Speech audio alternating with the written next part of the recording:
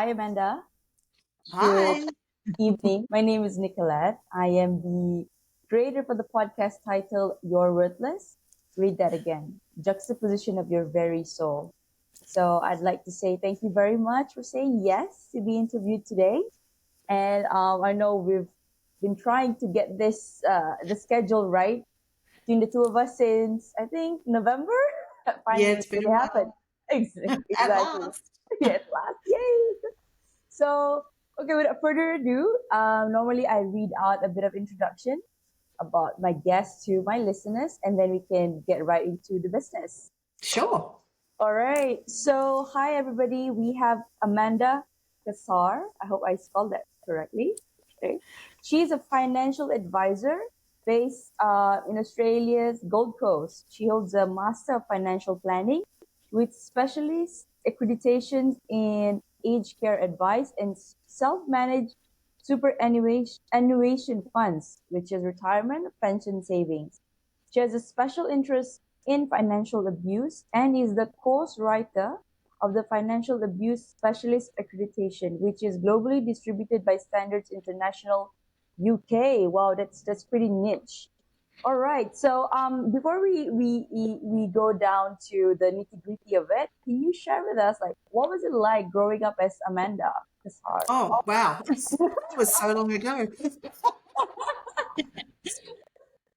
Very just middle class family. My mum was a hairdresser and my dad sold insurance, and we lived in a beautiful suburb of the Gold Coast where I could ride to my primary school and my high school, and grew up with my lovely friends who are still my friends to this day. I married not long after school and had my two babies, and my children now work with me in my financial planning business. So my son is a financial advisor and my daughter helps with admin for us, and recently became a grandma for the first time. So Wow, that's very exciting congratulations! as well. Yeah.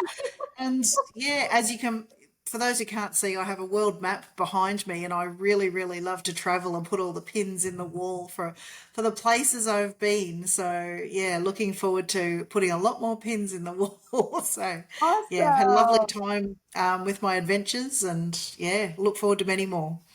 Yeah, we're gonna get right into that because it shows here that you have so many projects across the world. So I mean, right now as we speak. So yeah, I'm kind of curious. I don't see the pin there.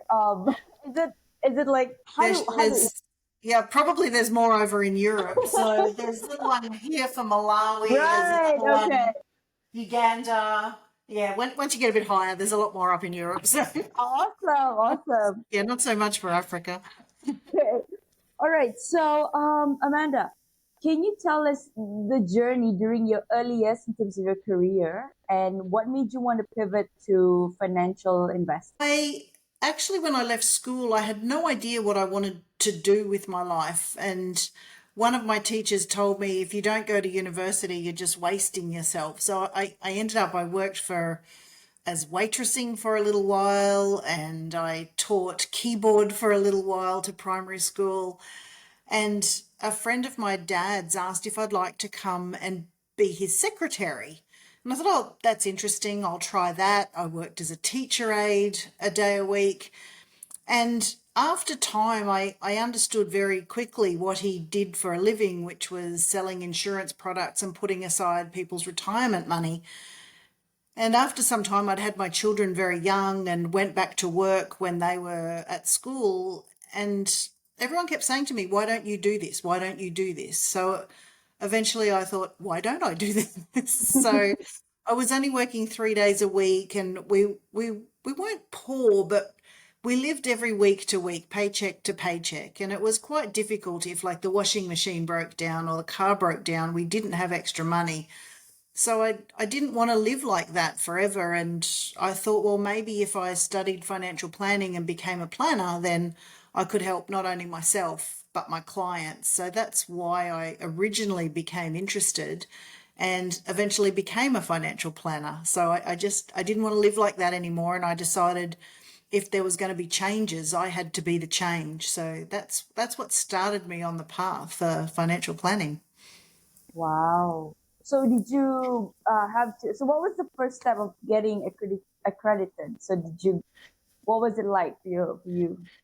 Well, I was working 3 days a week and I had two children under five, and I also had to do my studies. And at that stage, it was university level studies that I had to do. So I did one subject at a time while I was working.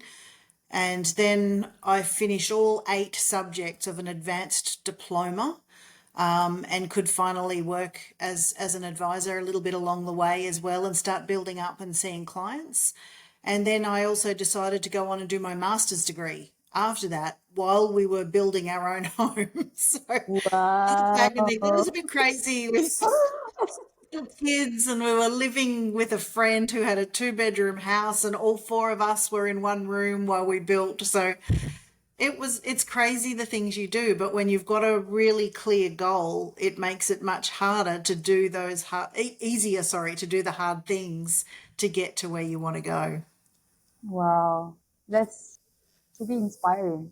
I can sense some resonance here with me. Like, okay, to share a bit, I started out well, when I was a kid, I wanted to become a pilot. I want to become a surgeon, all those things, the glamorous title. But then I figured, it's either you get a scholarship to be able to pursue until the completion, or and if I don't get the scholarship, that means I have to be funded by my dad, and we don't have that kind of money as well.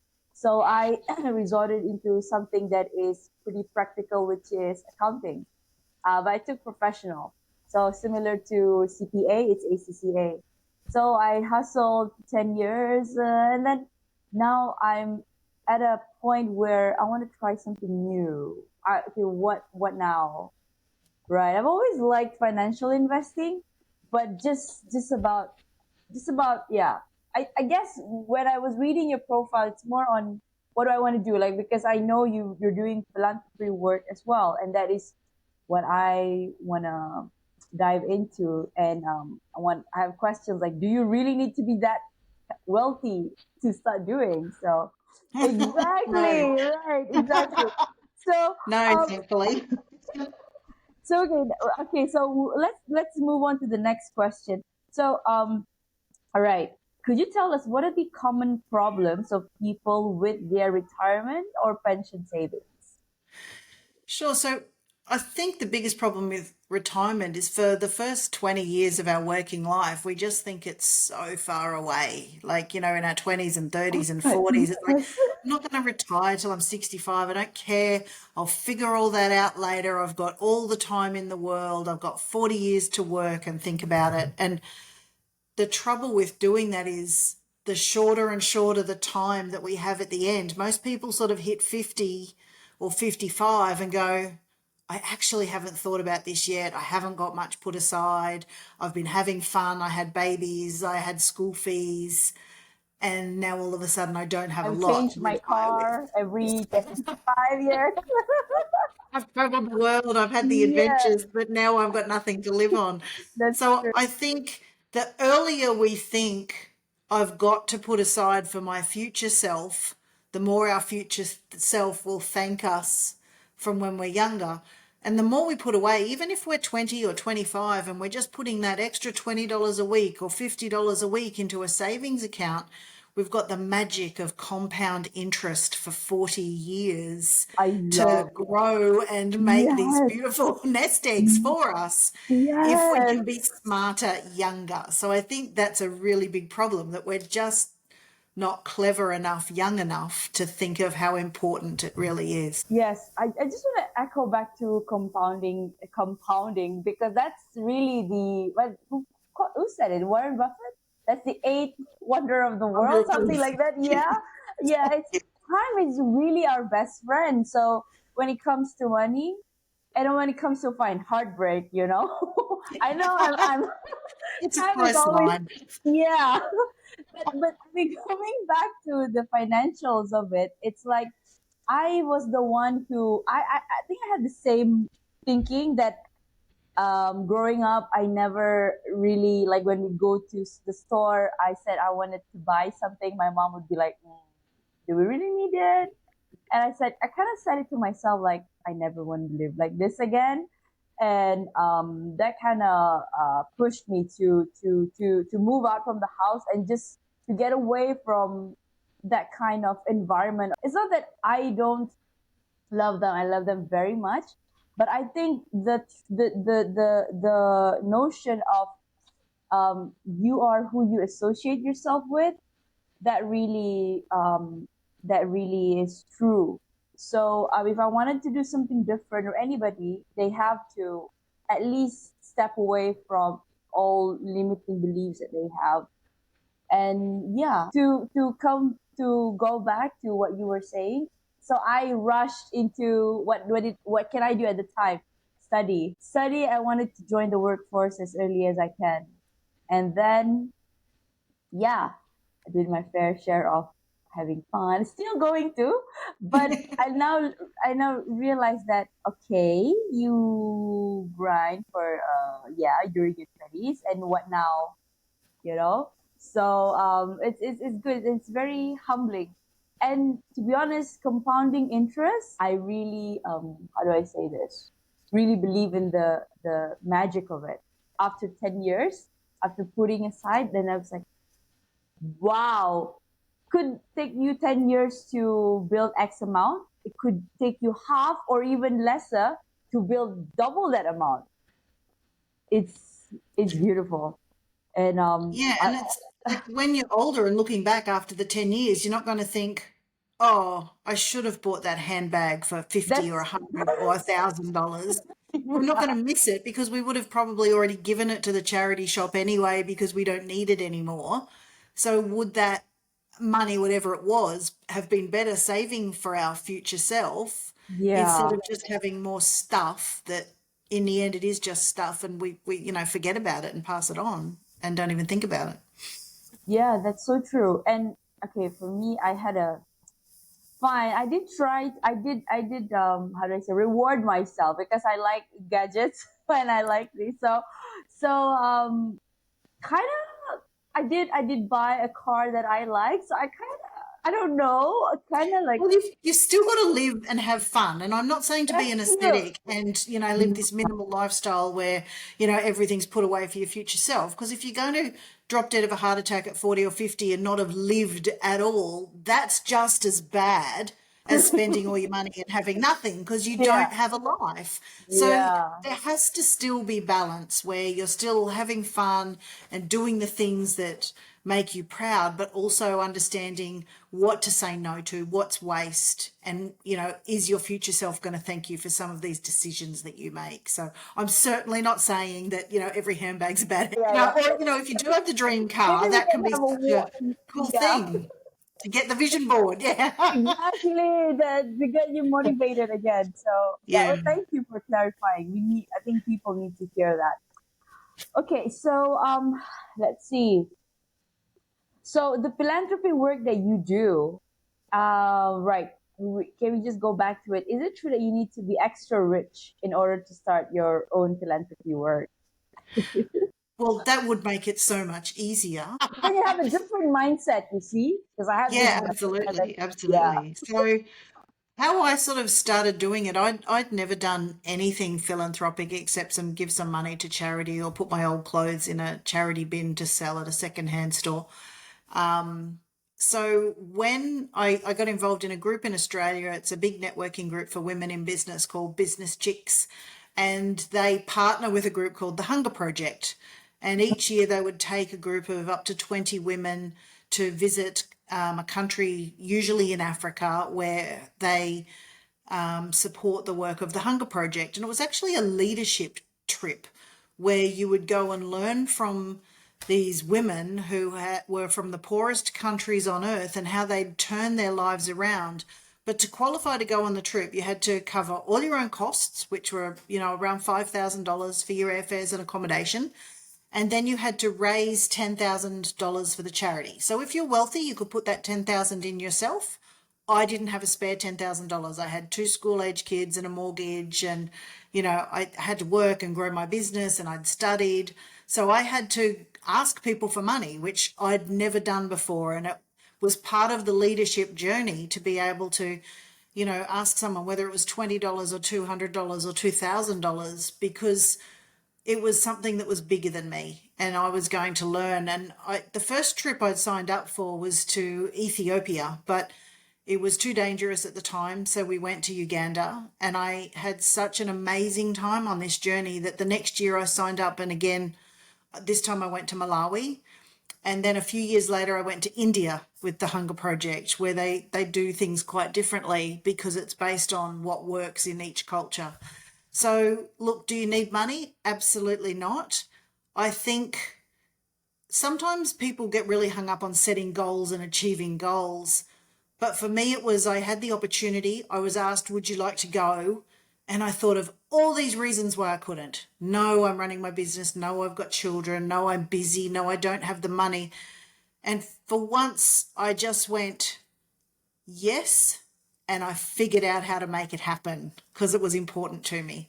So I think sometimes embracing opportunities that come up can be just as important as setting and reaching goals. Because if we say no to everything because it just doesn't work out, we could pass up on some really cool things that we wouldn't experience otherwise. So, no, you don't have to be rich. You have to learn how to say yes. So I guess the key here is to learn how to say yes and figure it out later. Yeah. It's like James Bond when he jumped off the cliff and had to go down to the plane and fly back out Yeah, again. it's Like, like, that's what not, I was the that's next, not what I'm yeah, doing.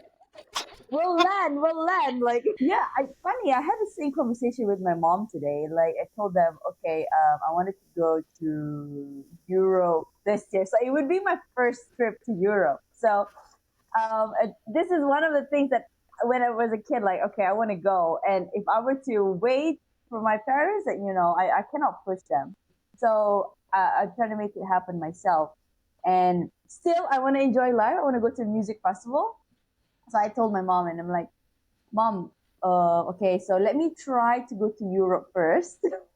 And then she always wanted to go to Italy, to the Vatican. So I said, okay, let me try first, and then perhaps sometime next year we could go do it.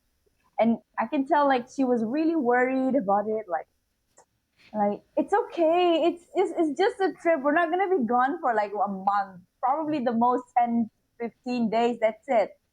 So it's like sometimes when I look at it, it's also their first time living, and yeah, helping them to maybe kind of see that okay, it's possible, and not just yeah, because it's very hard to influence your friends or even your family members. So you just have to do it Often, yourself.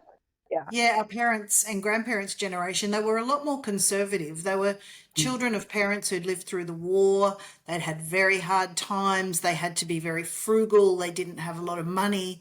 So the thought of spending thousands of dollars on a On a treat, trip, it's yeah. very, very difficult when they've had to scrimp and save. And often that's called a scarcity mindset. They don't know where the next meal was coming from, and they hold on to what they have. Whereas we might have more an abundance mindset. It's just money. It comes and goes. It's an energy that I can always make more. So they're very, very different thoughts. And they're not right or wrong. It's just what's influenced us and how to have a more balanced attitude. Because sometimes that scarcity and being frugal is very important so that we Yeah, can have the treats. that's Because if we true. keep just spending all the time, we'll never get the treat. So Yeah, learning that balance is really important. yeah. Whew. All right. Thank you. Thank you about that. Thank you for that, Amanda. Okay, so all right. What can you tell us, or what do I need to know as a layman person about ethical investing? So, ethical investments have become a lot more popular, especially with young people, probably in the last 20 years.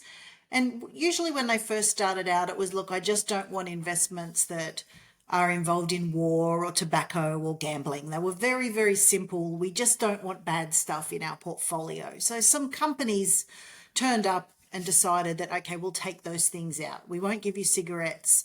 These days, there's everything from we don't want companies that do child labour. We don't want anyone involved in sex trafficking. We don't want, companies that invest in oil or refining. So I think it's very important to understand, what does ethical investing mean to me?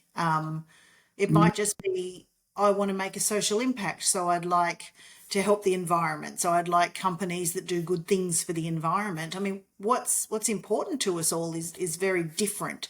So understanding that first is important before you go looking for investments that meet those criteria. And then a few companies lately have gotten into a lot of trouble with what they call greenwashing, where they pretend their investments are very ethical and green and responsible, and it Mm-hmm. turns out they're not. So Really? I yeah, think they've gotten in trouble. So yeah, it's important, and look, that makes it difficult because even professional investment people might not know that these companies aren't as good as they say they are. So it can be hard to find exactly what you're looking for.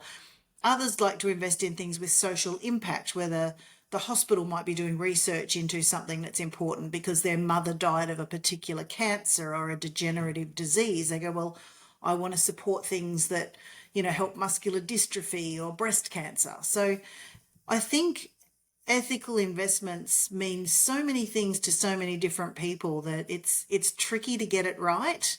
But I think, like everything, the first questions start with us. What's important to me? And there's online questionnaires you can go through and find out all the different types of investing that there are, so that you can work out, look, does that matter to me or not? I might not care about the cigarettes, but I really don't want coal mines, or I really want electric vehicles, but I don't want the sex trade. So understanding those sort of things is important when we make those decisions.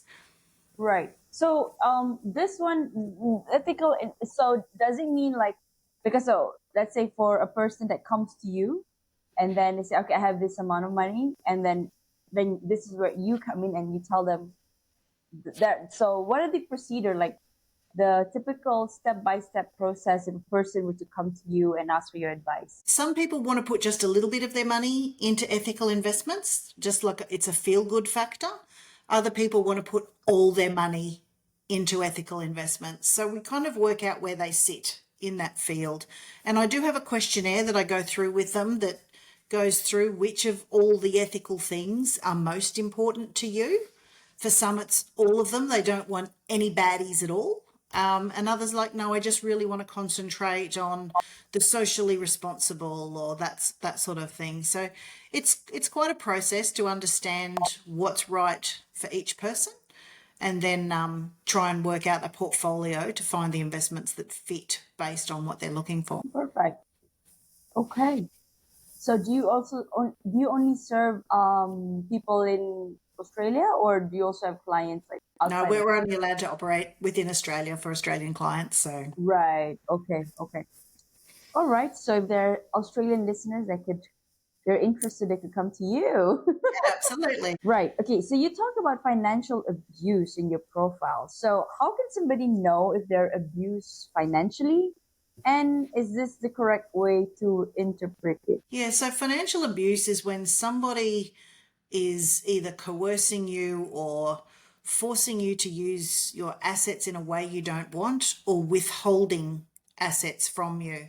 So it can often be a husband and wife case where the husband is the breadwinner and the wife stays home with the children, and he might only give her a small amount of money every week for the groceries, and she finds it very difficult to make ends meet, and she can't also buy shoes or school books or medical supplies.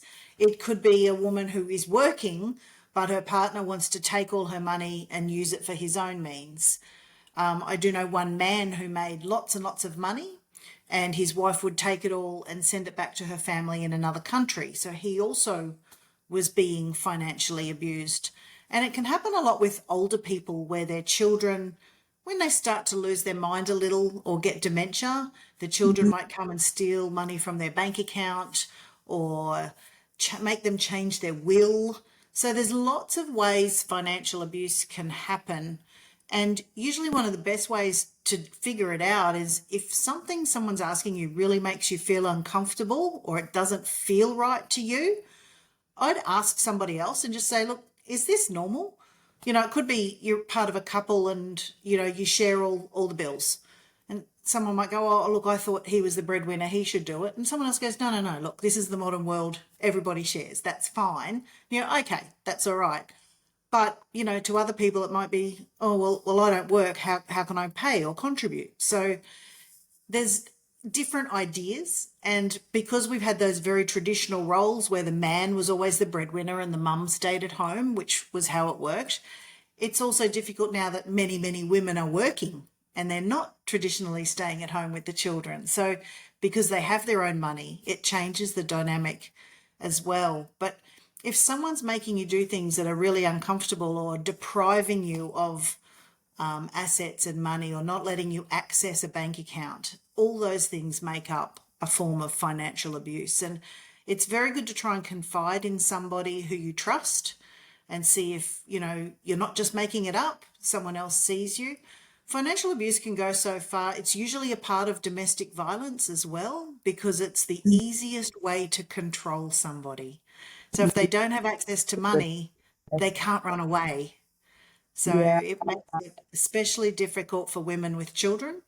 So it's a in some countries now, coercive control is recognized as a crime. So Mm. it can be that serious. There's even police units now in some stations that are dedicated to stopping elder financial abuse, where older people are being deprived of their money by their children. So it's a very big problem around the world. Wow. Wow. I have never, I mean, probably seen it in the movies, but not in real life. Yeah. That's good.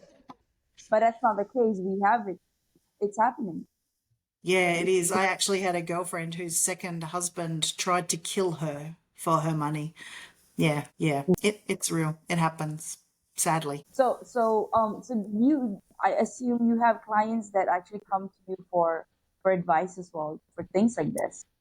Yeah, and unfortunately, there's not just a look, this is what you do and this is how you fix it. There's no just cookie cutter, this is going to work for everybody. And some people are prepared to stay in a financially abusive relationship because they're worried for their life, for their children, for not being able to feed themselves or their kids.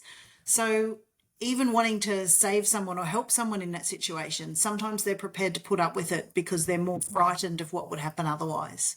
So it can be very difficult to advise people who aren't prepared to make any changes when they come to see you. And sometimes when they're seeing you, what they're talking about is actually a crime.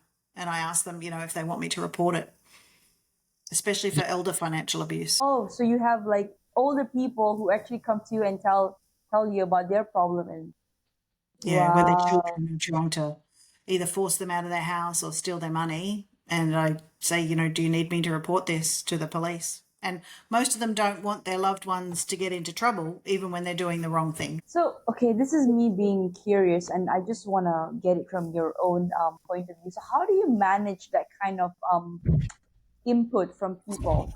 My I pussy know cat's in my my cat was like meowing all over just now, but he's settled now. They wanted to step on my keyboard and cut us off. Yeah, Sorry, what was smart. your question? Yeah, no, I was asking. This is more from my personal.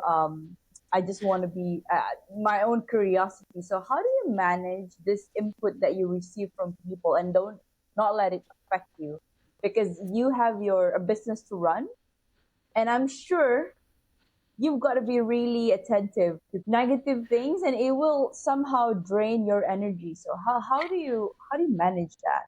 I drink a lot of wine. No, I'm just joking. I'm joking. I'm joking. Australia's good with I miss Australia. I think managing our own mental health, whether we're confronting these things or not, is really important. So I think it's really good to find things that we love and do them. So I exercise 3 times a week. I I enjoy singing, so I take myself to singing lessons every week. I live Wow. very close to the beach, so now and then I'll if I'm very stressed, I'll go for a walk on the beach. I've got trusted friends, a really lovely friendship network, so I might anonymously tell the story just so I can share it and get it out and get another Get it up. perspective on Yeah. it. Obviously, there's confidentiality issues that I'd never share some things with people, but having a really good network, strong mental health. I mean, if meditation's your thing, I think a meditation every morning or Tai Chi, whatever is your form of calm is really important to maintain because yeah, some days I come home and I do just want to cry from the stories I've heard because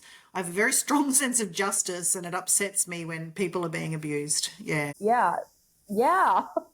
No, why I'm asking is because like I said, I'm one person that I wanted to try something, so I've also signed up to get myself a qualification to do therapy because this is something that I wanted, trying to see if I can help people. I want to help people, so and I want to do it in the right way, get a qualification for it. So, and I think over the years, I have, one thing I noticed about myself, I take on energy very fast. That means whenever somebody is saying something, like you said, strong sense of justice, I feel like, uh, and it's easy to get so caught up in it and just tell them you should do this.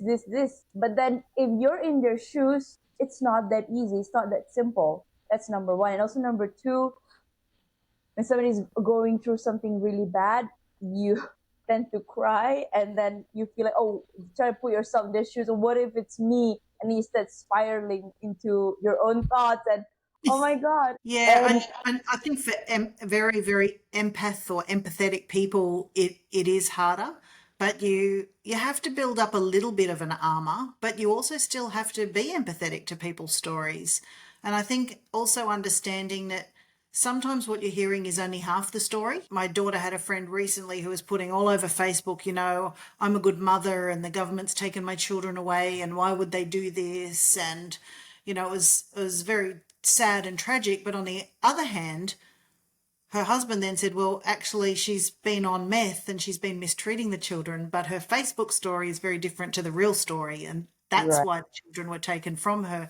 So I think also understanding that there's your side, the other side, and sometimes the truth is kind of in between, but we all see things, this is my truth. And, so I think also understanding that, and look, some of the things that happen are horrific. I'm not trying to make them lighter at all, but just trying to keep that distance that this isn't happening to me. It's it's happening to someone else and I'm sad for them, but that not taking that negative energy ourselves because I've got an expression I use all the time. It's not my circus, not my monkeys. So even Mm, though I'm helping the person with the problem, they're not the monkey on my back. I've got my own issues to worry about. yeah. And as much as Yeah. I want to help you, it's not my circus, not my monkey. So it's an expression that sort of keeps that little bit of distance for me. I'll do anything I can to help you to a point. But yeah, I can't lose my own mental health or family over it. So yeah, it's a very, again, it's a fine line. And I think most people want to help people, and most financial advisors I know, they get into it because they want to help people financially. So it's a job where you sort of have to be a little bit of a counselor as well. But yeah, not like you got to learn not to take it on board. Yeah. Yeah. Wow. Thank you. Thank you, Amanda. Right. So, what is the best financial tip you give your clients? It's really boring and it's really simple and it's live within your means. I think we live in a society where we can have everything now and pay it off, and we have all these celebrities who tell us we need all these brand names, and we just don't need that to live a happy life. So I think working out what makes us happy and not trying to keep up with everybody else is really important. So if we know our budget each week, if we have $100 coming in and we only spend 80, then we've still got money to put aside for our future self and we still cover our bills and we can still have a treat. Whereas if we've got $100 each week and there's 120 going out, we're going to be in trouble very quickly. So it's important. A lot of people don't like the word budget because it's boring and they have to sit down and work things out. But if we know what comes in and what goes out, it just makes our lives easier. Because then, if we know we're in too much debt, we either have to work harder or get a second job or ask for a pay rise or all of the above, or cut back and sell things so that we have Yeah. that simpler life. So it just helps us keep a tab on where things are. And I know that's really boring and it's not sexy and it's not going to make you rich in a hurry, but it will save you a lot of problems. Bring that up, like even I just want to touch about on the Gen Zs right now. Like, what are your thoughts on that? Like, where are they in this planning? And what do you see happening in the next 10, 20 years? Funnily enough, some of the research I've looked into on Gen Z is showing that they're going back to a more conservative, almost baby boomer kind of Really? style. Whereas we've had the consumerism and the greed and the wanting to follow people. And look, there are still people very much wanting to do whatever an influencer does, where I think perhaps the Gen Zs are kind of starting to see through that a bit and being a bit more true to self and going, you know what, it's cool to be frugal. I don't have to spend money just because Kim Kardashian bought that brand or somebody else came out with a new Or they makeup come up brand. with their own brand, and everybody next best thing is that in the market. Yeah. Or, the new shoes that this guy's got out or the tennis racket this one's got. I mean, I think there's now almost an apathy about, I actually don't need to follow that life. I think there's even a move back to I want to start growing my own vegetables and being more simple, having a few So you're like, I chickens in take the back myself house. away from all of this. Yeah. Go live in a country, remote country somewhere. And I think people are, the lifestyle that's been living this 9 to 5 and you're on the hamster wheel and you're always running and you're always stressed and you've got to get the kids here and there's after school activities and your boss wants you here and you've got to be a perfect hostess on the weekend to your friends at the party, and people don't want that life anymore. I think for a lot, COVID hit the pause button where we could have a think about that. And although life for many has gone back to what it was, I think more and more of us are thinking, is this still The the right life way I want to to be live. living? And I think Gen Z is going to be the ones that go, you know what, maybe it's not. We can be flexible. We can work the hours we want. We can work remotely. I can go surfing in Bali and still dial into all my meetings and have that flexibility and the lifestyle at the same time. So hopefully they'll get it a bit more right than some of the previous generations have. Well, so you're hopeful, optimistic I about that. am. Well, but they are our next generations anyway. So yeah, they're the one who's gonna continue. For Thank you for sure. that insight, Amanda. Okay, so I'm gonna pivot to a question on self worth because my podcast talks a lot about that. Right. Question for you is: many people struggle with feelings of worthlessness at some point in their lives. What are the common triggers for these feelings, and how can individuals cope with them effectively? I think we all have a version of imposter syndrome where we think we're not good enough, or one day someone's going to see through us and realize that, we're not as cool as we think we are. But when I realized that everybody has that, I sort of went, oh, well, I don't need to worry about it anymore. Because if we've all got it, it doesn't matter. She has We're it. all She has it. Although friends. she We're drives a all doing car our best. that's nicer, she has a big bungalow house, but she has it as well. I think, look, we're all doing our best and we're not doing ourselves any favors if we're comparing ourselves to other people. And the best way to measure your self worth is, am I a better person today than I was yesterday? Am I learning something new to make myself a better person? And I went through a stage when I'd had my children and I was studying my master's degree and we were building a house, and I had to have dinner on the table at 6 every night, and the house had to be perfect on the weekends, and I always had to have friends, and I put all this pressure on myself about, I call it, I should have all over myself. I should this and I should that. So I should all over myself. And Shoot all so over your. I always should A be doing great term. something. And one day I just sort of fell in a heap, and it was all my own self worth. And someone said to me, like, how can you keep giving out when you put nothing back in, like your teapot? Like, so if you're not filling up your teapot, how can you fill up the cups? So it was an interesting analogy for me to learn to invest in my self-worth and give back to myself, because I'm no use to anybody, my husband, my children, my friends, if I don't invest back in me. And back then I thought that was selfish. I don't have time for me. I have to be the best mother or the best wife. So that was a big learning curve, that it's not selfish to invest in yourself.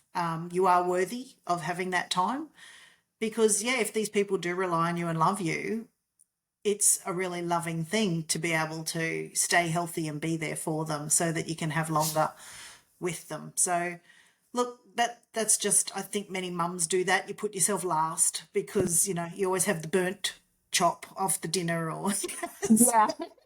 Or the crust, everybody the rice, else. by the rice cooker. Yeah. The last piece. So yeah, I that was a big learning curve for me. I was sort of in my mid-30s when I fell in a heap and had to get some counselling so that I could understand that I was worthy and it was time to start giving back to me. So now, like I said, I'll do exercise 3 times a week. I do a meditation in the morning. I like to get my nails done once a month. So just finding little things like my singing lessons that I can Yeah. do. Yeah. So, it doesn't hurt to finally go, you know what? I am worthy. I can do this for me. It's important. Wow. Looks like it's the year. You're already here. Yay! Yeah. Got the tagline down pat. Good one, Amanda. I love that. I love that. Okay, so what is your heart's greatest wish? Oh, there's so many. All about my family. Like I said, I've got my first grandbaby. Now my son's got a baby and another on the way. And Wow. I would love to, I suppose, just spend more time with my family, be able to holiday with them. And I've created a business where I can work with my children as well. So I'm very fortunate that actually I basically get to live my heart's greatest wishes, and that's to provide and look after my family and spend time with them. So I have built, I suppose, a lifestyle and business where we're all together and working together, and they still want to spend time with me outside of work as well. So that's really cool. Wow, yeah. I mean, like, okay, so, and your kids would want to, they actually want to stay with you. Like, a lot of kids, they want to be away from their parents. Like, Yeah, I and couldn't now, wait to get out of home. I was like 20. I'm like, get me out of here. yeah, yeah, yeah, find my I want own. my own life. I need to get out of this place. But yeah, mine actually like being with us. So yeah, look, if I had my heart's greatest wish, I've actually got it. So, I love that for you. You did something right. oh, good. Yeah. Excellent. Excellent. All right. Okay. Do you have a mantra that you live by? The Not My Circus, Not My Monkeys has been a very popular one lately, because I think we do get involved. Someone will tell us a story, and like you said, oh, you should do this and you should do that. And being able to just step back from it and going, you know what, you do you. I don't have to agree with what you do, but it actually doesn't impact me. So I think that is a good idea, that instead of taking on board everybody's drama, because some people thrive on drama and we don't have to. Oh gosh. Yeah. Oh gosh. We all That's know those another. people. Yeah. That's another league of its own. Okay. And I think the other thing is just be kind. We never know what people are going through, what their stories are, what happened to them that morning, the day before, the week before.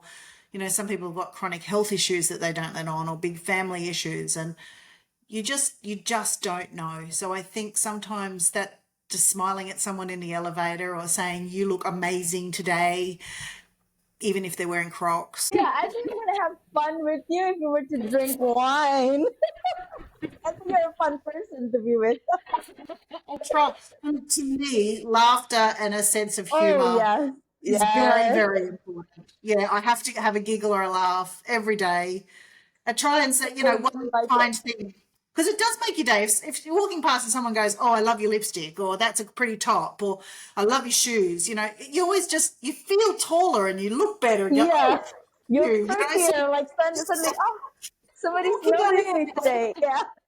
So, I mean, if you can then pay it forward and do that for somebody else, maybe that's just the thing they needed to hear at that moment. So I think be kind, and yeah, don't take on everybody's drama. I'll have a glass of wine. Amanda. Only on the weekend. Oh God, I found my tribe. I do.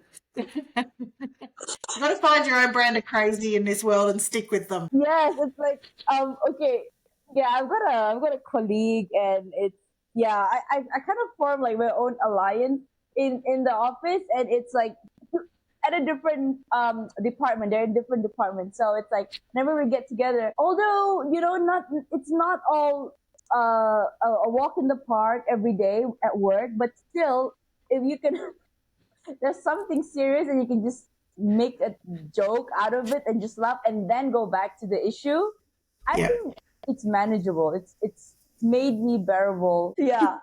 Yeah. The work. Yeah. Oh, I love that. I love For that. sure. Is there anything that keeps you up at night? Not anymore. I used to sleep terribly and I'd sit there lying there, reliving things and going back over them in my mind and what could I do differently and how should I have done that? And I think learning to be kind to yourself makes that so much easier. So I do now, like when I go to bed, that's my time to wind down. I love reading. So every night I do find a book that I love and I read before I go to sleep. That's important to me. Another little way just to give back to me. So when I do go to sleep, I am relaxed. I know that I did my best through the day. Lying there thinking about all the things I could have done differently isn't going to change what happened. If someone's owed an apology because I did something wrong, I'm definitely willing to take that on and try and do that sooner rather than later. But for the most part, worry isn't going to make you sleep better or give you more, relaxed sleep that you can wake up and do the next day even better. So maybe that just comes with age. um, learning not to stress about things that are out of your control. I think there's a really good book called Don't Sweat the Small Stuff, where you spend so much time worrying about all the little things and these big things build up. So it's important, to learn what's worth worrying about. Is this problem in my control? Can I do anything about it? And if not, let it go. Because if it's out of your control, there's no point worrying about something you can't change. I love that. It's sort of me talking to people, me talking to guests. It's a little mini therapy for me as well. Like you, sometimes we know all of that, but we just need somebody to hear it. We just need somebody to say it, then we can hear it. Oh yes, okay, so it's all right. You're on the right track. You're doing something right. Sometimes like Let it go. Sing that song yeah. from Frozen. Let it go. Let it go. Oh my god, I think you're the life of the party when you guys get together. Just don't make me sing it. That's why you're taking singing lessons. That's right. But I don't think she'll ever teach me Frozen songs. Oh man, you made my day. Thank you for having me. You're such a great human being. You're doing a great job. Like, Oh, thank you, continue that. Nicolette. It's Yeah. lovely. One more question before we Sure. go.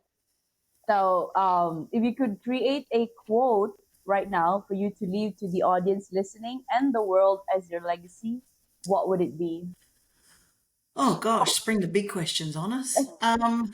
To close it off, the Big Bang before we A close it. legacy. Oh wow. Look, if I suppose had the magic wand, or should I do the beauty pageant? I want world peace. Of course I do.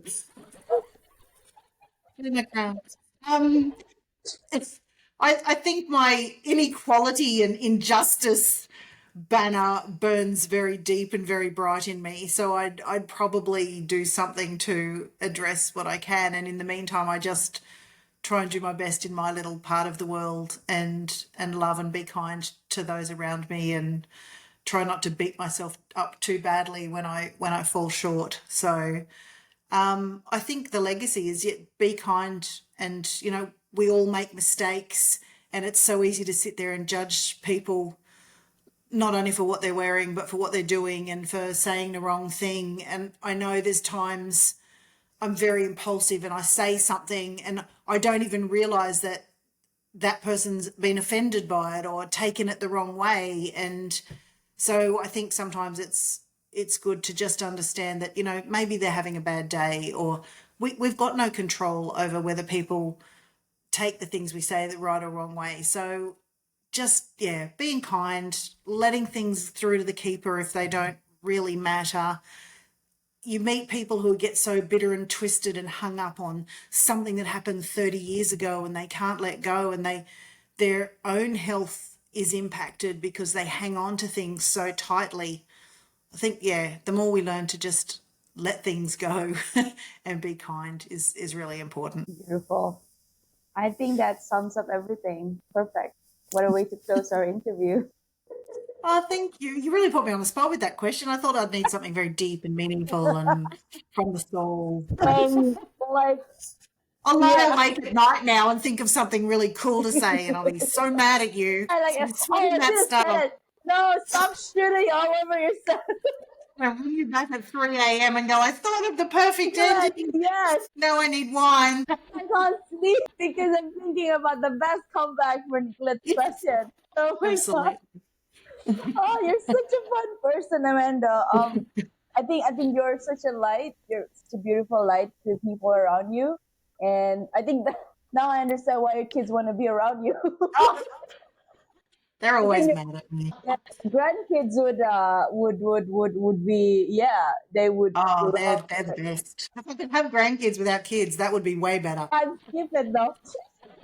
Maybe impossible, but And we wouldn't appreciate grandkids as much without having had the kids. So.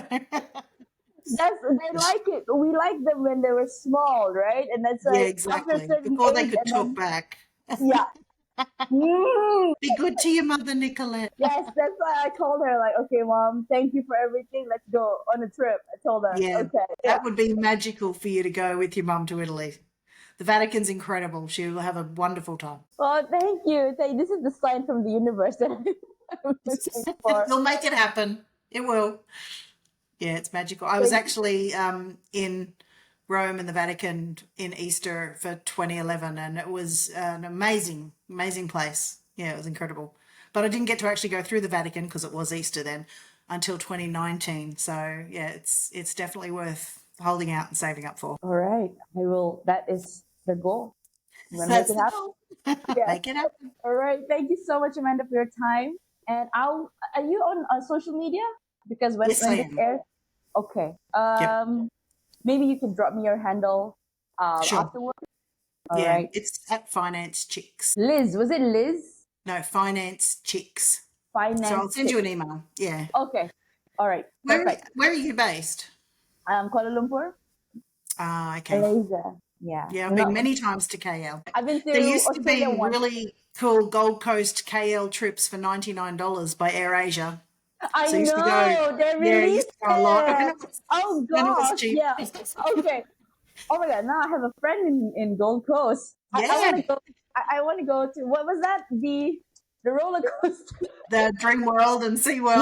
Yes. Yes. I want to go there because I've been to the ones in Japan and I want to try that. Okay. I Yep, got yep. We're sort got of a the friend. Florida of Australia on the Gold Coast. We've got all the theme parks, so you'll have to come over for sure.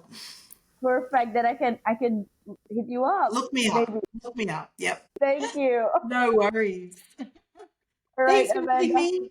Thank you. Have a good Thank you so night. much. Oh, Have a good day. day. See you. Have a good evening. Okay, bye bye. Ooh. Night.